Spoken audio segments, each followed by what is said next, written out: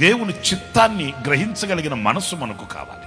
ఎప్పుడు మనం సమస్యను చూస్తాం, ఎప్పుడు మన ఎదుట నిలిచిన పర్వతాన్ని చూస్తాం, మన ఎదుట నిలిచిన అడ్డుగోడలను చూస్తాం, మన ఎదుట నిలిచిన అగ్నిని చూస్తాం. కానీ ఆ అగ్నిలో దాచబడి ఉన్న దేవుని చిత్తం ఏంటి? ఈ ఆటంకాల మధ్య నిలిచిన దేవుని చిత్తం ఏంటి? ఈ అవరోధాలలో నిలిచి ఉన్న దేవుని చిత్తం ఏంటి? ఈ గనక వీటిని గనక మనం విశ్లేషించి మనం నేర్చుకోగలిగితే అనేక విషయాలలో మనం పైవారిముగా ఉంటామే గాని క్రిందవారిముగా ఉండమండి. మనం తలగా ఉంటామే గాని తోకగా ఉండమండి. ఇచ్చేవానిగా ఉంటామే కానీ తెచ్చుకునేవానిగా ఉండమండి.